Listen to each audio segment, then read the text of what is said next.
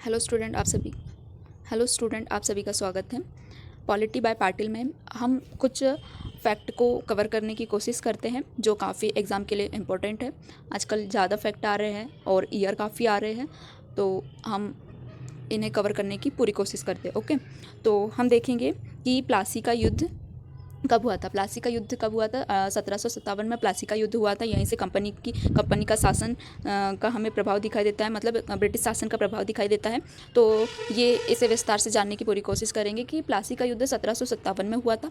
यह युद्ध बंगाल के नवाब सिराजुद्दौला और ईस्ट इंडिया कंपनी के मध्य हुआ था। किसके किसके मध्य हुआ था? बंगाल के नवाब सिराजुद्दौला और ईस्ट इंडिया कंपनी के बीच हुआ था, और इसमें कंपनी की जीत हुई थी और ब्रिटिश शासन की नींव यहीं से हमें दिखाई देती है। ओके, दिखाई देती है, यहीं से हमें दिखाई देती है। 1857 का जो युद्ध था उसे प्लासी का युद्ध, मतलब 1857 बोली 1757 का युद्ध प्लासी का युद्ध दिखाई देता है। यहीं से हमें ब्रिटिश शासन की नींव भी दिखाई देती है, और यहाँ पे बंगाल के नवाब सिराजुद्दौला और कंपनी के मध्य हुआ था। तो किसकी जीत हुई थी? कंपनी की जीत हुई थी। ये एक टू द पॉइंट है, याद करने की, मतलब एक कह सकते हैं प्लासी का युद्ध। बस ये जो ईयर है वो वेरी इंपॉर्टेंट है, कि क्योंकि क्वेश्चन बनते हैं इससे कि प्लासी का युद्ध कब हुआ था। तो 1857 में प्लासी का युद्ध हुआ था, और किसकी जीत हुई थी? कंपनी की जीत हुई थी। ओके, तो अब हम सेकंड देखते हैं बक्सर का युद्ध। बक्सर का युद्ध भी वेरी इंपॉर्टेंट है।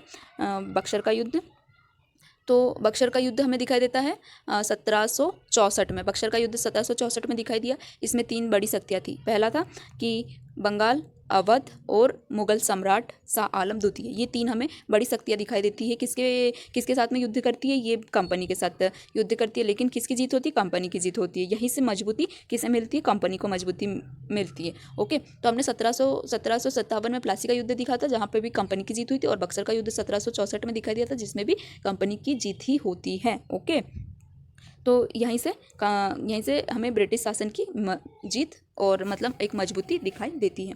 उसके बाद में 1885 का समय आता है। इसमें क्या हुआ था कि जो कांग्रेस, हमारे यहाँ पे कांग्रेस थी, कांग्रेस की स्थापना कब हुई थी? 1885 में। क्यों हुई थी हम देखते हैं। इसकी स्थापना हुई थी 1885 में। एफओ होम द्वारा हुई थी। ये आईसीएस अधिकारी थे, और भारत के लोगों को, ये मतलब इनका उद्देश्य क्या था स्थापना करने का? कांग्रेस की स्थापना करने का उद्देश्य था कि जो भारत के लोगों को एक मंच देना था, ताकि वो अपने विचार, समस्या, सुझाव ब्रिटिश सरकार के सामने रख सकती थी। मतलब ब्रिटिश सरकार ने ही क्या कांग्रेस की स्थापना करने में भूमिका निभाई, और इनका ब्रिटिश शासन का उद्देश्य था कि भैया जो भारत की जनता है वो उनको एक मंच देते हैं अपन, और वो अपनी समस्याओं को व्यक्त करे, सुझाव दे, मतलब ये सारी चीज़ें सरकार के सामने रख सके। इस प्रकार से उन्होंने इसकी स्थापना की थी। पहला अधिवेशन कहाँ हुआ था? तो पहला अधिवेशन हमें बॉम्बे में दिखाई देता है। 72 प्रतिनिधि शामिल हुए थे इसमें, और पहला अध्यक्ष वोमेश चंद बनर्जी को बना दिए गए थे। वोमेश चंद बनर्जी को बना दिए थे। यहीं से फिर हमें इनकी एक सेफ्टी वॉल दिखाई देती है। देखिए कि ये देखो भैया, कंपनी ने जब स्थापना करी है कांग्रेस की, मतलब कांग्रेस के 1885 में, लेकिन उनको एक डर भी था कि जो जनता है, भारतीय जनता है, कहीं गुस्सा ना हो सके, और ये सब चीज़ें, तो इसके लिए एक सेफ्टी वॉल बना दी थी कि सेफ्टी वॉल बना दी थी। कांग्रेस ने एक सेफ्टी वॉल बनाई, और इसमें कहा गया है कि भारतीय जनता का गुस्सा, असंतोष कांग्रेस के मंच से बाहर निकल सके, मतलब इसके लिए, मतलब एक सेफ्टी वॉल थी। भाई ये अपन ने जब मंच दिया है भारतीयों को, तो ये अपना पूरा गुस्सा निकाले कि क्या चीज़ है, इस टाइप से इन्होंने एक सेफ्टी वॉल का निर्माण किया था। इस विचार को डफरिन लॉर्ड गवर्नर जनरल और एवो हुम ने बढ़ावा दिया था। वहीं पे हमें फिर दिखाई देता है कांग्रेस के प्रारंभिक चरण। यहाँ पे हमें कांग्रेस के प्रारंभिक चरण दिखाई देते हैं। 1885 में जहाँ कांग्रेस की स्थापना हुई थी, तो 1905 तक थी। 1800 पहला चरण था, मतलब समय था 1885 से 1905 तक। इस काल में कांग्रेस मॉन्ट्रेस्ट उदारवादी के अधीन रही, उदारवादियों के अधीन रही। वे संवैधानिक तरीकों से सुधार की मांग करते थे, जैसे कि निवेदन पत्र, बैठकें, ब्रिटिश शासन से विनम्र मांग करती थी कांग्रेस। क्योंकि अब देखिए, अब यहीं से हमें फिर एक स्वतंत्रता का भी रूप दिखाई देता है, क्योंकि अपनी बात जब जनता रखने लगी है ब्रिटिश शासन के समक्ष, तो कुछ हमें एक पॉजिटिविटी दिखाई देने लगी है। ओके, तो क्या है ये कि 1885 से 1905 तक हमें ये समय दिखाई देता है, जिसमें संवैधानिक तरीके से सुझाव की मांग करते हैं, जैसे कि निवेदन पत्र, बैठक होती है, ब्रिटिश शासन के ब्रिटिश शासन से विनम्र मांगे भी रखी जाती है। वहीं पे भारतीय संहिता के अन्य प्रयास थे। 1883 महादेव गोविंद रनाडे और अन्य समाज सुधारों ने भारतीय राष्ट्रीय सम्मेलन का आयोजन किया।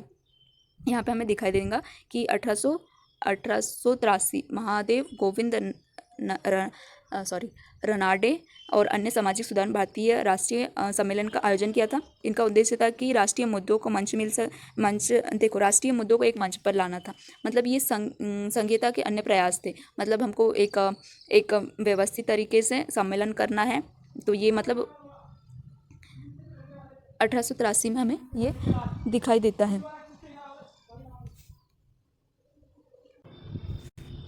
तो वहीं पे हमें 1883 का समय दिखाई दिया। महादेव गोविंद रनाडे और अन्य समाज सुधारकों ने एक भारतीय राष्ट्रीय सम्मेलन का आयोजन किया। इसका उद्देश्य था राष्ट्रीय मुद्दों को एक मंच पर लाना। 1883 हो गया। 1888 1888 कांग्रेस के पहले ईसाई अध्यक्ष कौन थे? जॉर्ज यूले क्या थे? 1888 में हमें कांग्रेस के पहले ईसाई अध्यक्ष दिखाई देते। वेरी इंपॉर्टेंट है क्योंकि आजकल यूजीसी नेट कुछ भी पूछ सकता है भैया। तो जॉर्ज रूले 1888 में ये हमें कांग्रेस के पहले ईसाई अध्यक्ष जॉर्ज यूले दिखाई देते हैं। ओके, तो ये हमें ये कुछ फैक्ट दिखाई दिए। ओके, तो हम देख लेते हैं एक विस्तार से, थोड़ा सा टू द पॉइंट रूप में। 1857 में प्लासी का युद्ध दिखाई दिया, ब्रिटिश शासन की नींव रखी। तो वहीं पे 1764 में बक्सर का युद्ध दिखाई दिया, जिसके बाद में ब्रिटिश नियंत्रण और मजबूती बनी रही। 1885 में कांग्रेस की स्थापना हुई और एक भारतीय राजनीति में एक नया मोड़ दिखाई देता है। ओके, वहीं पे कुछ एमसीक्यू भी है जिसको हम क्विक रिवाइज कर लेते हैं। तो हमने देखा था कि प्लासी का युद्ध किस वर्ष हुआ था? तो 1757 में हमें प्लासी का युद्ध दिखाई दिया। बक्सर का युद्ध कब हुआ था? बक्सर का युद्ध हुआ था 1764 में। और इसमें कौन कौन सी शक्तियाँ थी? बंगाल, अवध और मुगल साम्राज्य, मतलब शाह आलम द्वितीय हमें ये दिखाई देती है। देखिए ऑप्शन में टीपू और सुल्तान, सिराजुद्दौला, क्लाइव और क्लाइव हमें प्लासी के युद्ध में दिखाई दिए थे, है ना। वहीं पे कंपनी बनाम बंगाल, अवध और मुगल और अंग्रेज और मराठा। तो ये हमें बक्सर के युद्ध में कौन दिखाई देते हैं? सी क्वेश्चन है। कंपनी बनाम बंगाल, अवध और मुगल साम्राज्य हमें ये दिखाई देते हैं। तो वहीं पे भारतीय राष्ट्रीय कांग्रेस की स्थापना 1885 में हुई थी। तो कांग्रेस की स्थापना किसने की थी? तो एवो होम ने की थी। ओके, तो कांग्रेस के पहले अधिवेशन में कितने प्रतिनिधियों ने भाग लिया था? तो 72 प्रतिनिधियों ने भाग लिया था।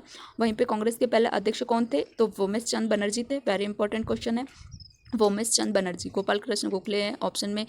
महादेव गोविंद रनाडे भी है। और वहीं पे ये महादेव गोविंद रनाडे ने एक मतलब मंच की मांग की थी। वहीं पे हमें 1883 में दिखाई दिए थे। और योमेश चंद बनर्जी थे पहले कांग्रेस के अध्यक्ष थे। सुरेंद्रनाथ बनर्जी भी हमें ऑप्शन में दिखाई देते। तो आंसर है योमेश चंद बनर्जी पहले अध्यक्ष थे।